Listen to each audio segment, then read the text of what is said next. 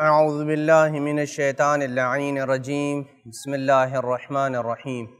وصلی اللہ علی محمد وآل بیتہ الطیبین الطاہرین المعصومین۔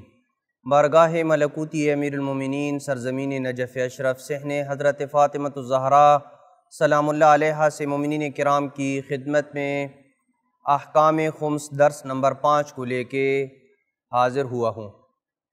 آج کے درس میں گزشتہ موضوع سے ریلیٹڈ ایک اہم سوال ہم اٹھائیں گے اور اس کا جواب دینے کی کوشش کریں گے، اور وہ یہ کہ کیا مقروض شخص کے اوپر بھی خمس واجب ہوتا ہے یا واجب نہیں ہوتا ہے۔ ہمارے ہاں بہت سارے مومنین کا یہ خیال ہوتا ہے کہ وہ شخص کے جو مقروض ہوتا ہے، جو قرض لیتا ہے، جب تک وہ قرض کی حالت میں ہوتا ہے، قرض کے علاوہ کوئی اور پرافٹ اسے حاصل ہو بھی جائے تو جب تک یہ مقروض ہے اس کے اوپر خمس واجب نہیں ہوگا۔ لہٰذا ایسے لوگ اپنے خمس کا حساب بھی نہیں کرتے ہیں، اور ان کی دلیل یہ ہوتی ہے کہ چونکہ میں تو مقروض ہوں، میں نے لوگوں کا قرض ادا کرنا ہے، اس لیے میرے اوپر خمس واجب نہیں ہوگا، جبکہ یہ جو تصور ہے، یہ جو کنسپٹ ہے، یہ بالکل غلط ہے۔ اس لیے کہ انسان کا مقروض ہونا یہ اس بات کی دلیل نہیں ہے کہ اس کے اوپر نئے جو اسے پرافٹ حاصل ہو رہے ہیں، قرض کے علاوہ اسے کوئی اور پرافٹ حاصل ہوا ہے، کوئی چیز اس کو کسی نے گفٹ دی ہے اور اسے اپنی سیلری ملی ہے جو اس کی خمس کی تاریخ آنے تک بچ گئی ہے، تو ان کے اوپر خمس واجب ہونے کی تفصیل ہے آیت اللہ سستانی کے نزدیک، جس کو ہم ایک سوال کے جواب میں بیان کر رہے ہیں۔ البتہ یہ چیز بالکل واضح ہے کہ وہ افراد کے جو مقروض ہوتے ہیں ان کے متعلق یہ تصور غلط ہے کہ ان کے اوپر ہر قسم کا جو پرافٹ انہیں حاصل ہوتا ہے، جو قرض کے علاوہ دیگر ذرائع سے اسے موصول ہو رہا ہے، حاصل ہو رہا ہے، اس کے اوپر بھی اسے خمس نہیں واجب ہوگا۔ یہ تصور غلط ہے، بلکہ اس کی تفصیل ہے، کچھ کے اوپر خمس واجب ہوگا اور کچھ کے اوپر خمس واجب نہیں ہوگا۔ کون سا ایسا پرافٹ ہے کہ جس سے وہ اپنے قرض کو منہا کر سکتا ہے، اور کون سا ایسا پرافٹ ہے کہ جس سے وہ اپنے قرض کو منہا نہیں کر سکتا ہے، تو یہ ایک سوال پیدا ہوتا ہے جس کا جواب ہم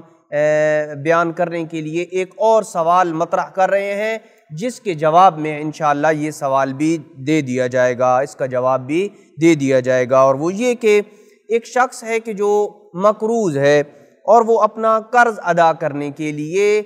پیسے جمع کرتا ہے، کچھ مال جمع کرتا ہے تھوڑا تھوڑا تاکہ وہ اپنا قرض ادا کر سکے، تو کیا اس جمع شدہ مال کے اوپر کہ جو اس نے قرض کی ادائیگی کے لیے کیا ہے، کیا اس کے اوپر خمس واجب ہوگا یا خمس واجب نہیں ہوگا؟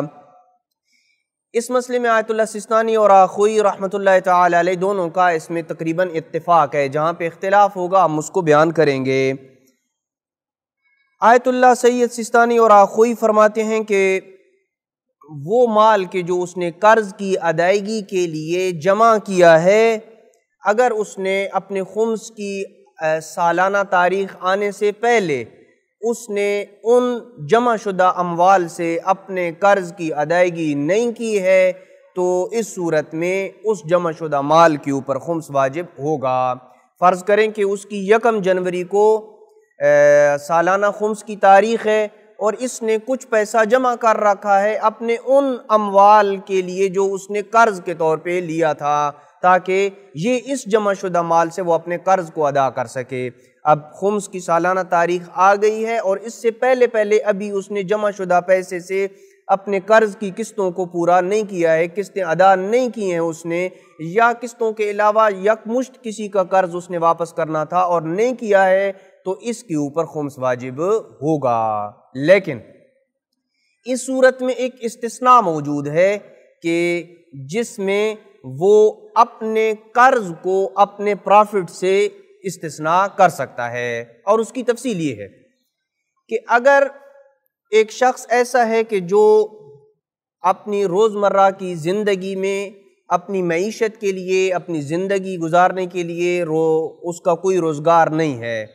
نہ ہی کوئی جاب ہے اس کی، نہ ہی اس کی کوئی ملازمت ہے، نہ ہی اس کا کوئی مزدوری کرتا ہے، نہ ہی تاجر ہے،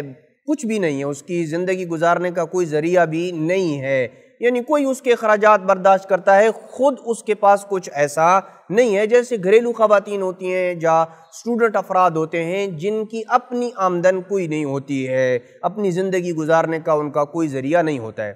اس قسم کے افراد اگر قرض لیتے ہیں اپنے اخراجات کو پورا کرنے کے لیے، تو اس صورت میں جس وقت انہوں نے قرض لیا تھا اور جب قرض کو انہوں نے اپنے اخراجات میں استعمال کیا، اس وقت اس کے پاس وہ پرافٹ بھی موجود تھا، یعنی جب اس نے قرض لیا تھا اور قرض کو پھر اپنی ضرورت میں استعمال کیا، اس وقت اس کے پاس پرافٹ بھی تھا۔ مثال کے طور پر اس نے کسی بندے سے 10,000 روپیہ قرض لیا اور ساتھ اس کے والد نے اس کو 10,000 روپیہ گفٹ بھی دیا تھا، انعام بھی دیا تھا کہ تم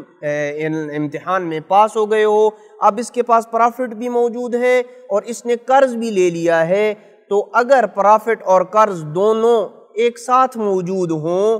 یعنی جب اس نے قرض لیا تھا اور اپنے خراجات میں اس قرض کو خرچ کیا تھا، ساتھ اس کے پاس پرافٹ بھی موجود تھا، تو اس صورت میں اس کے لیے جائز ہے کہ اپنے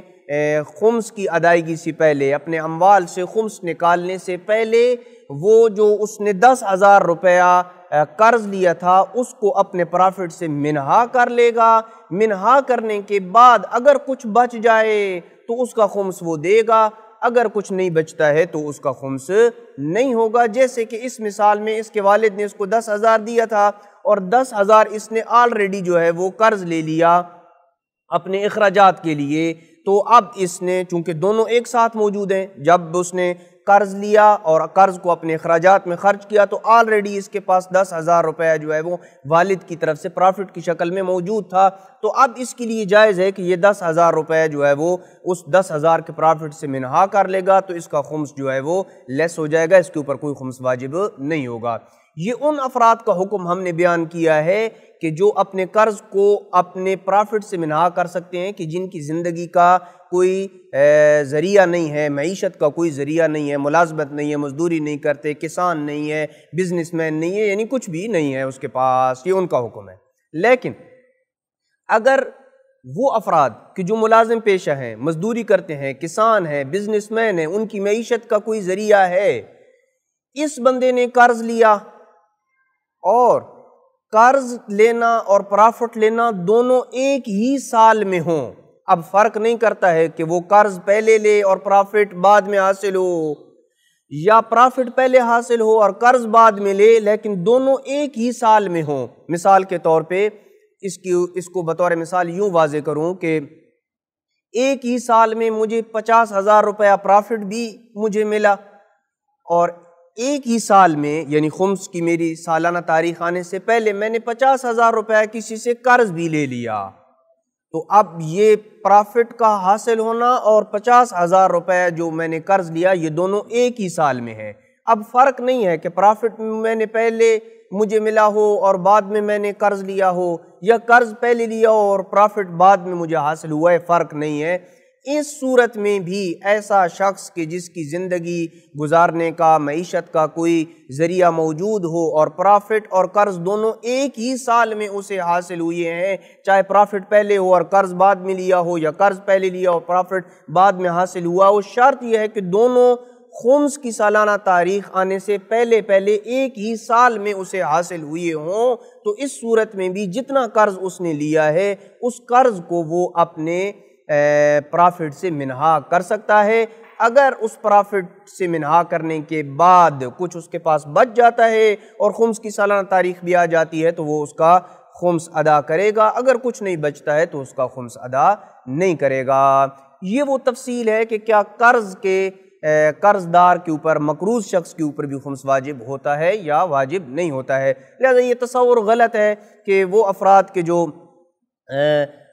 قرض لیتے ہیں ان کے اوپر خمس واجب نہیں ہے، بلکہ ان کے اوپر خمس واجب ہوگا اگر قرض کے علاوہ کسی اور ذریعے سے ان کی ملکیت میں کچھ چیزیں آ جاتی ہیں اور انہوں نے سال گزرنے سے پہلے ان کو استعمال نہیں کیا ہے تو اس کا انہیں خمس دینا ہوگا۔ وصلی اللہ علی محمد وآل بیتہ الطیبین الطاہرین المعصومین۔